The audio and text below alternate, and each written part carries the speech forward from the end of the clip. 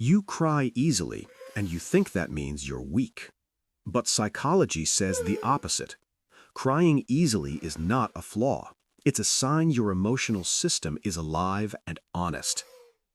People who cry easily are often misunderstood. They're told they're too emotional, too sensitive, or that they need to toughen up.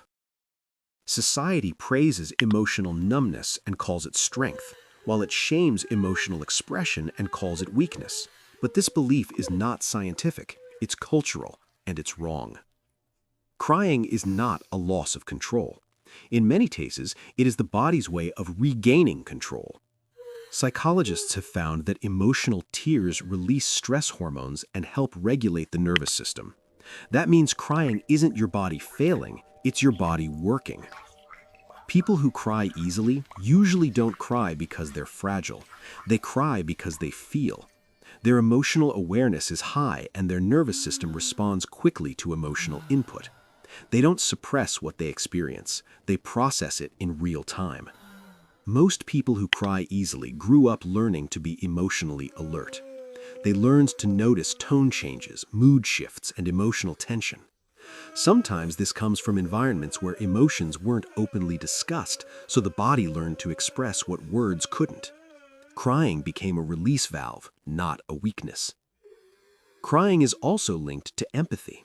People who cry easily often feel others' pain almost as if it were their own.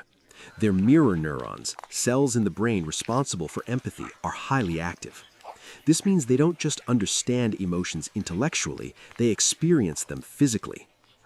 That depth comes with a cost. In a world that rewards emotional suppression, people who cry easily are often made to feel ashamed. They start asking, "Why am I like this?" or "What's wrong with me?"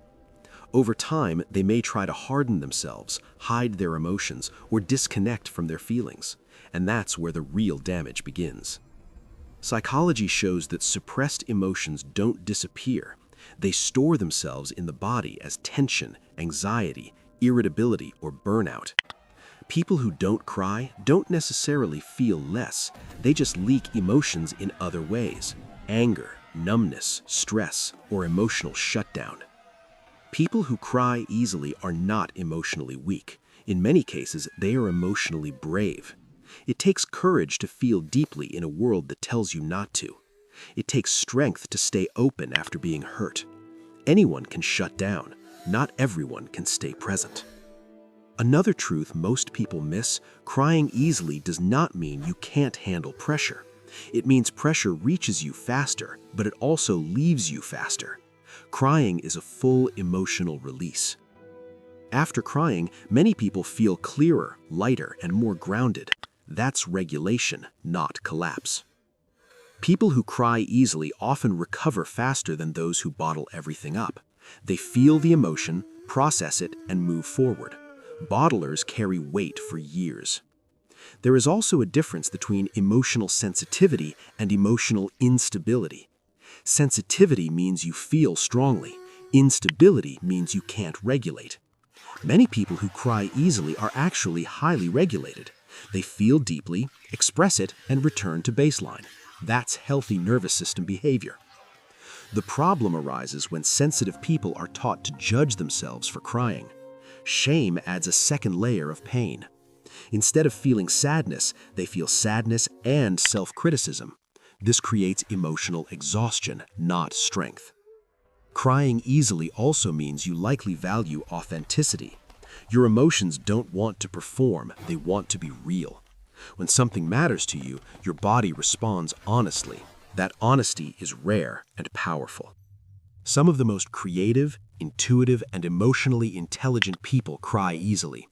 Artists, healers, deep thinkers, and leaders who truly understand others often share this trait. They don't numb themselves to survive, they learn how to manage depth. The key is not to stop crying. The key is to understand why you're crying and how to support yourself afterward. Crying without boundaries can drain you. Crying with self-respect heals you.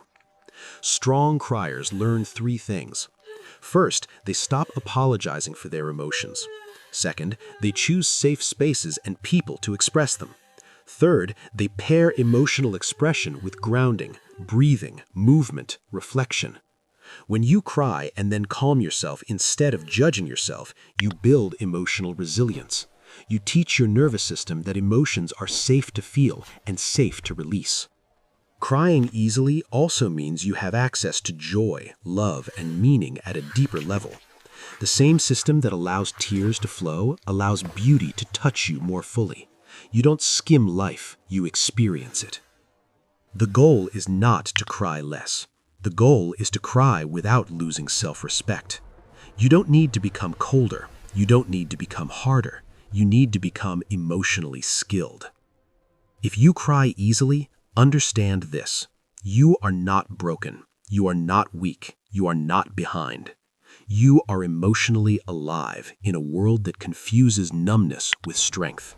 When crying is paired with self-awareness, boundaries, and self-compassion, it becomes a sign of emotional maturity, not failure.